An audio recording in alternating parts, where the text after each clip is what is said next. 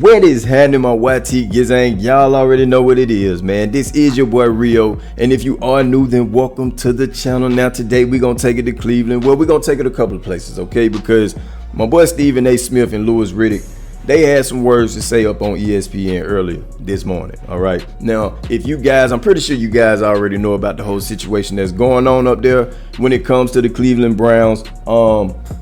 The owner for the Cleveland Browns, Mr. Haslem himself, had a couple of words to say when it came to Shedeur Sanders and how he felt about him in the NFL draft, in which a lot of people feel some type of way about it. And I'm not gonna lie to you, I'm one of them. All right. But when it comes to my boy Mad Dog, because he was on ESPN earlier too during this conversation, Mad Dog, he don't understand why people feel some type of way about what he had to say, because at the end of the day, he feel like Shedeur Sanders is still going to get his chance. Now, Stephen A. wasn't having it, okay? And he had a couple words to say to Mad Dog, which I'm finna get ready to show you guys. But before I show y'all, make sure you hit that like button. Make sure y'all subscribe to the channel, man. We trying to get to 2.1K, so if y'all can help me out with that, I would gladly appreciate it. And make sure y'all get down in them comments below and let me know how y'all feel about this whole situation. Let's take a look at this footage. Let me tell you something, doggy, right now. This is why folks are going to get a treat, because you and I don't see eye to eye at all. And I'm going to give you plenty of ammunition for your show each weekday afternoon, I'm gonna my brother, fly with it. because of what you just said that came out of your mouth. You sat up there and said, nobody cares. Nobody cares. They don't. Doggy, He's gonna get respectfully. He's going to get No. Doggy, look on the screen. I am. There's two men sandwiched into. We're black men. We don't like what happened to Shedeur Sanders. We saw Eli Manning and his family insist, don't draft me, we don't want to come there. It didn't affect his draft stock. We've seen plenty of situations with individuals that are bloviated a little bit. It didn't affect their draft stock. I understand that, you move forward. And he can't be thinking about that. And as a player and as a team, they can't be thinking about that.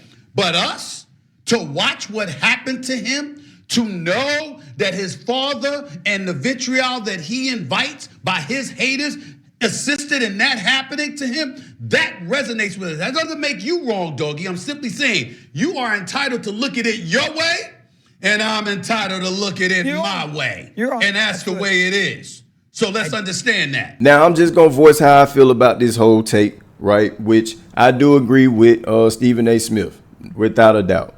Without a doubt. When you're looking at this whole situation, especially when it comes to Shedeur Sanders fans, we're looking at a young black man that is very talented, okay? We're looking at a young black man that has done everything right. We're looking at a young black man that has, yes, of course, he got his speeding tickets, but looking past that, he's never been in trouble, okay? And we're looking at this young man getting just disrespected, I would say, since the time he entered into the draft. And it's all because of they don't like the baggage that he comes with, which we all know what that baggage is, okay? We ain't got to sit here and talk about it or fake the phone or whatever the case may be. We already know what it is, okay? And to be completely honest with you, it sucks to see each and every organization pass up on him because of that. You get what I'm saying? And I'm not going to lie to you. I kind of feel like, this whole NFL situation, it's a cult.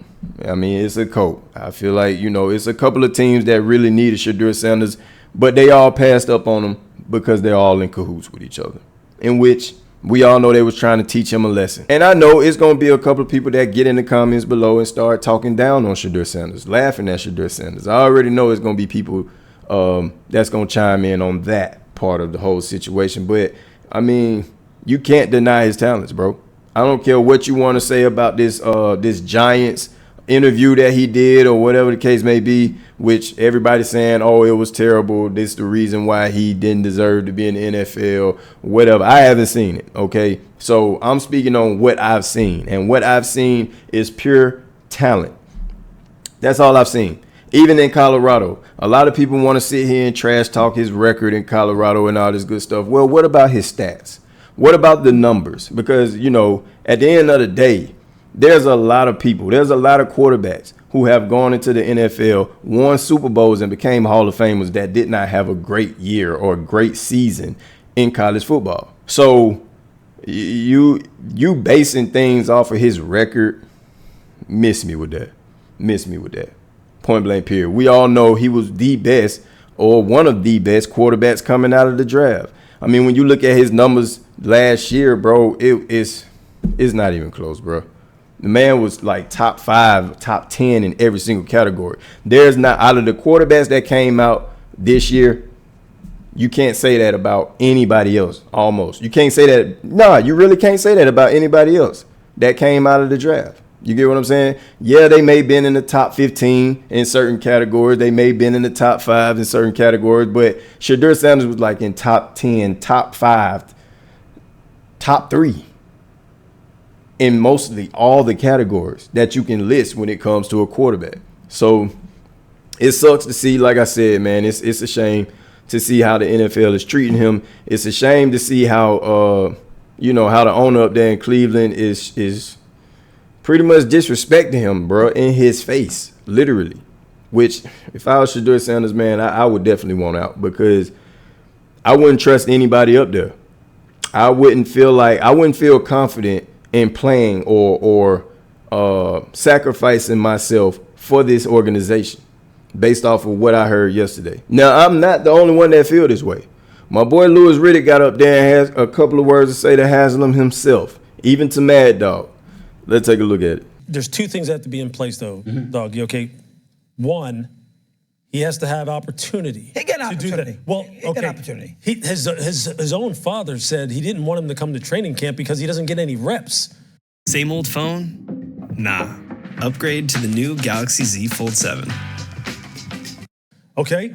His own father said he didn't go to training camp because he doesn't get any reps. He got opportunity. Do that. Well, things that have to be in place, though, Dog. He's going to get his chances. Okay, there's two things that have to be in place, though, Dog. You okay? One, he has to have opportunity. He got opportunity. Do that. Well, he got opportunity. His own father said he didn't want him to come to training camp because he doesn't get any reps. Okay? His own father said he doesn't want me to come to training camp because he said, Dad, I'm getting maybe 3 or 4 reps of practice.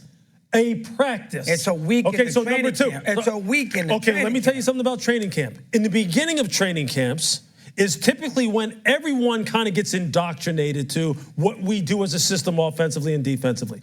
As it goes along, people start falling by the wayside because then they start paring down. Because you know what they're ultimately training camp is used for? To get ready to play the regular season.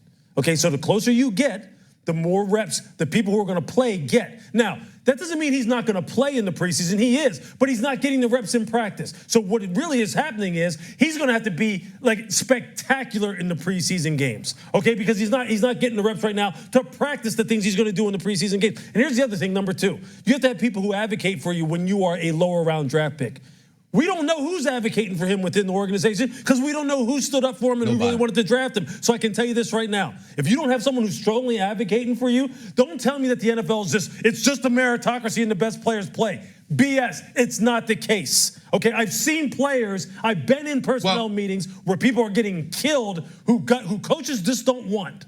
And they may be better than the people who are playing ahead of them. I've seen it happen. Look, at the end of the day, man, just like I say all the time, bro, like, what else do they want Shedeur Sanders to do to get some reps? What else is there for him to do? He's answered every single call, every single one. Any obstacle that was in his way, bro, he surpassed it. Y'all let me know how y'all feel about this whole situation, man. Get down in the comments below and let me know how y'all feel. I love you guys, man. I'm going to get at y'all on the next one. Yeti.